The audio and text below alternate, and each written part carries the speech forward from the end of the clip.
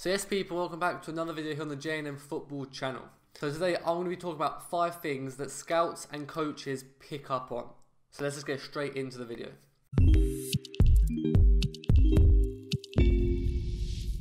So when scouts or coaches come out to watch you or see you playing for the first time, there's going to be a lot of small details that they pick up on and pay attention to. Now, a lot of these things, and something I want to focus on in today's video, is a lot of the things that coaches and scouts pay attention to are things that are unteachable. These things are a part of you. They are how you act, how you behave, and things like this, and they're very hard to teach, and they're very hard to pick up on later in your life. So when you're like, for example, these are all behaviors that are easier to pick up on when you're younger. So if you don't have these when you're older, they're hard to teach, learn, and even pick up. So a lot of these things are unteachable. However, if you really try hard, you can get them into your game or life. So let's get started with number 1. So number 1 is body language. Now, body language is huge in football, and a coach can pick up on a lot of things just from seeing your body language. So for example, when your team aren't playing well, or you mess up a pass, or your player messes up a shot or a pass or whatever, and then you have negative body language, your coach is going to pick up on that straight away. It's very important to try and have positive body language all the time, because everyone sees that. The crowd, your teammates, the players on the bench, the coaches, all of these people see that, and if they see you're being negative, then they're going to be negative themselves. So you really have to try and focus on being positive body language. So for example, if your striker misses a one-on-one, it's important to encourage him so then he can remain positive for the rest of the match, and so he has a positive mindset and still feels confident, so that when another chance does come round, he can take that. So yeah, that was number 1. Now number 2 is work ethic. A lot of players have really successful careers just based on their work ethic. They're not the best on the ball, they're not the most technical players, but if they have really good work ethic and they can do the dirty work for their team, then a lot of coaches want them type of players in their starting 11. Now, I'm not saying just because you run a lot and you're fit, you're going to make it as a pro. But having a good work ethic is very important in today's game. You see how hard the pros are having to work, doing extras, training, and then eventually in the games how hard they have to work. So if you can have really high work ethic, that's going to do nothing but improve your game. And coaches, scouts, agents, even fans, they pick up on a player's work ethic straight away. Number 3 is their on and off field behaviour. Coaches especially like to pick up on how the player behaves off the field, so they know what type of player they bring into the club. A lot of clubs turn down players because of their off-field behaviours and what they get up to off the field. So for example, if one player is very good on the field and the coach thinks that this player can help their team, however, they have a bad track record off the field, they get into a lot of issues, problems, nightlife, all that stuff, then the club and coach might not sign that player purely because it might bring a negative spotlight onto the club. So making sure that your behaviour on and off the field are both clean, so then clubs have no excuse to not sign you.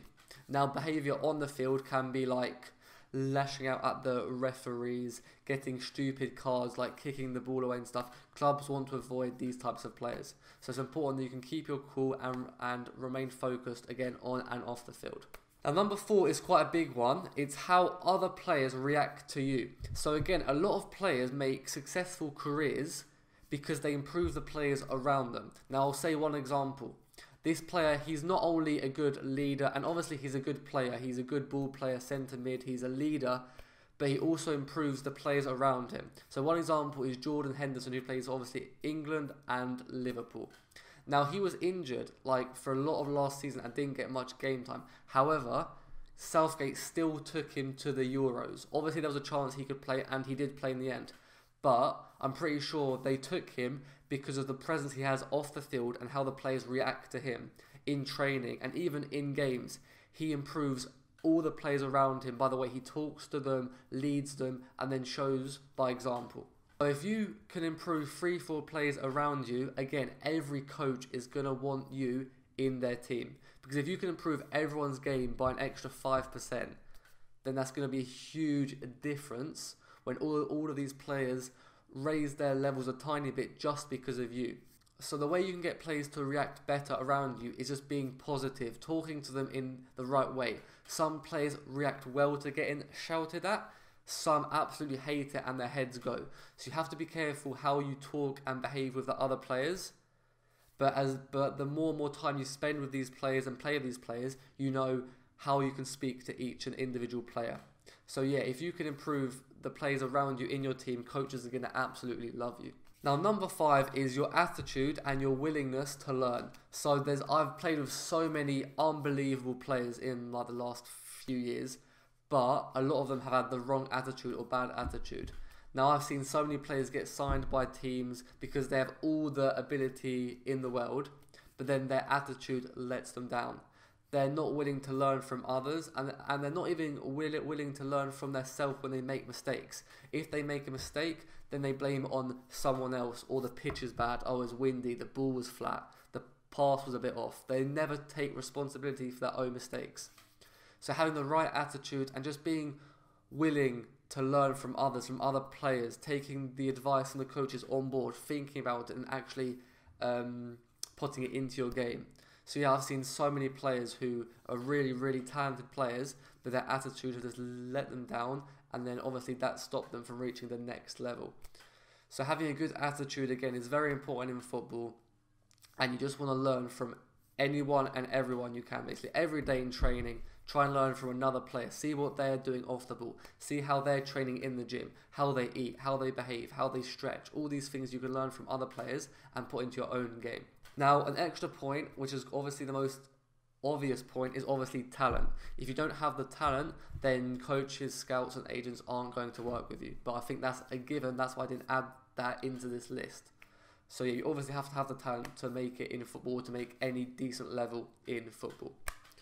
So yeah, these were the 5 things that coaches, scouts, agents, all these people in football pick up on, even if it's the tiniest detail and something you don't even think about.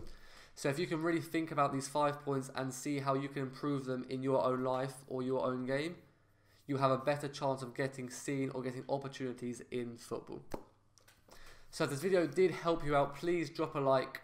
Honestly, subscribe. We've just hit 4K subs, so we would love to hit 5K in the next few months. I appreciate if you did watch to the end, you're an absolute legend. Thanks for watching, and I'll see you guys in the next video.